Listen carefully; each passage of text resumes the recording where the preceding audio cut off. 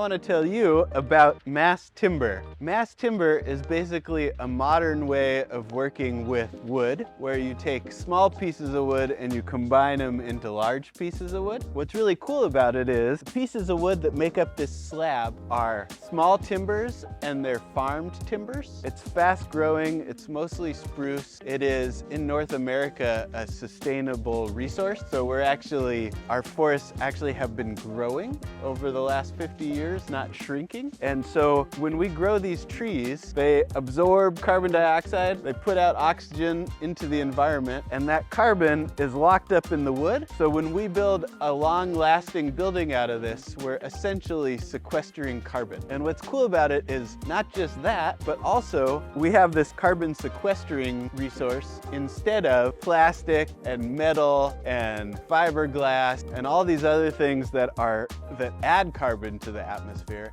This replaces those things. So we have gone to producing all of our saunas out of this material, and it has allowed us to really reduce the footprint of our buildings. On top of that, for sauna in particular, it's a kind of magical material because it absorbs heat slowly and it radiates heat slowly. In a sauna, you're putting all that heat into the air, it's getting absorbed into the wood, and it's getting radiated back out into the sauna. It makes for a nice even heat, whereas a normal stick frame sauna, the layer that really matters in that is typically a foil vapor barrier. So it's almost like putting yourself in a foil packet, and the heat can be really peaky. This gives you a much smoother, more even heat. And the other thing about it is we can build a wall assembly that doesn't have any impermeable barrier, which means that the moisture can move freely through it, which means it can dry out. And so in terms of longevity, it's gonna make us a longer lasting wall assembly and something that's not as vulnerable to water,